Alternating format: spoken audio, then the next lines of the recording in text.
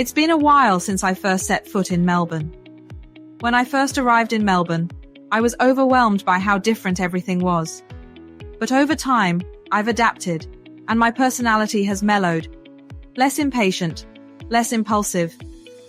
Sometimes chatting with newcomers reminds me of my own early days here. So today, let's break down 6 challenges that y'all immigrants often face when moving to Australia. Hi everyone, welcome back to my YouTube channel. This is Invest with Alison, sharing some stories about Australian life, financial management, and real estate investment. I'm an Australian lawyer and accountant, and a licensed real estate agent across different states in Australia.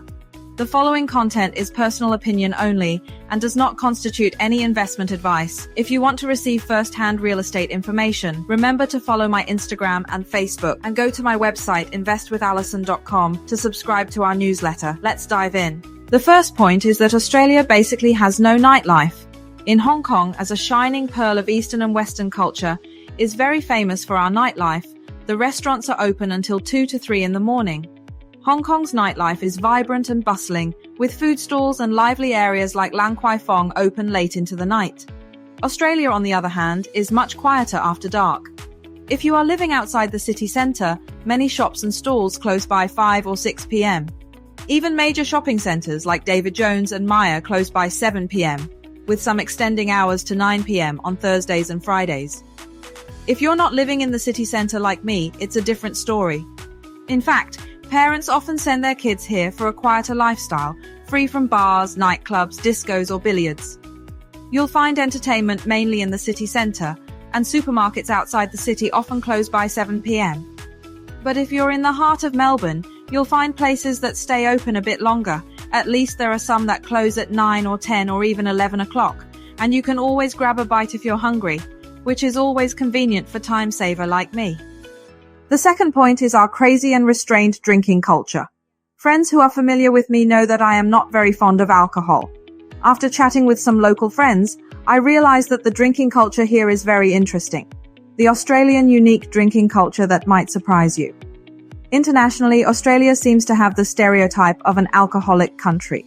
Basically, almost every restaurant in Australia provides alcoholic drinks. Yet Australian drinking culture is strictly regulated. Bars can't offer extreme discounts or promote excessive drinking, and public alcohol consumption is restricted. The laws are strict. For instance, bars must refuse service to visibly intoxicated patrons or will be fined. It's a more controlled environment than you might be used to. So if you see signs prohibiting public drinking, be sure to follow the rules in Australia. Everyone should pay attention to the third place that you are not used to, which is the torturous Australian traffic. Australia is vast and sparsely populated. For example, Sydney covers 12,368 square kilometres with a population of just over 5 million. Therefore, Australia's public transportation networks such as trams and trains cannot cover all areas of Australia. It would be very troublesome for us living in Australia without a vehicle. Public transport can be limited, and delays are common. Transfers between trains, buses, and walking long distances can be frustrating. I tried because he changed the platform without notifying me, which made me delayed and I had to take an expensive Uber. In order to prevent myself from being late, sometimes railway maintenance is more troublesome. If you are still taking the train, he will tell you to get off. It is very difficult to go from point to point. You may have to transfer several times by train, bus, and walk a few kilometers before you can get to your destination. If you're moving here, remember to take a driver's license test. As soon as you leave the city centre, you will be in the suburbs. The high-rise buildings are rare when it's outside the city centre due to the sparsely populated and urban planning of Australia government. Sometimes you may occasionally see 1 or 2 high-rise buildings, but in fact we in Australia don't have many shops. If you take a car all the way from the city centre, you will see them. In great contrast, Australia's population density is very low and the land is relatively flat. Except for functional areas such as CBD, campuses and business districts, there are not many high-rise apartments, usually in the suburbs. The landscape is more suburban with many houses and fewer tall apartment blocks. This low-density living creates a distinct rental market, particularly in popular areas like Box Hill and Doncaster, which see higher rent increases due to demand. These apartments are because of the overseas students and their families. The rents of very popular apartments have become expensive and continue to rise.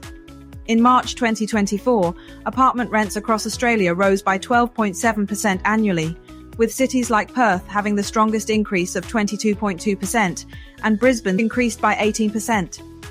The fifth point is our water quality. Australian tap water is drinkable but may taste different due to chlorine and other chemicals. Some people find the taste hard to get used to. If you prefer something else, you can ask for sparkling water or bottled water at restaurants. For the sake of everyone's health, Australian tap water will add chlorine and other chemicals. These chemicals are not technically harmful, but they will produce some chemical smells. If you drink water with this taste in a restaurant, don't think that the restaurant has not washed the tableware because you are drinking Australian tap water, which is tap water. This picture shows the water hardness ranking of various regions in Australia.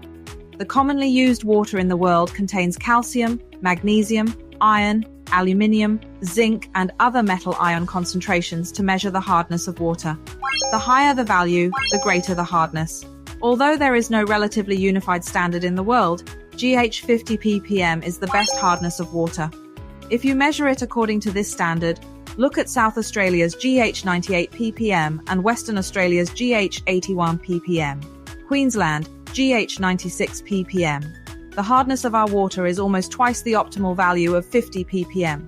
I often hear friends complain about moving here. The hair loss situation after Australia is more serious than before.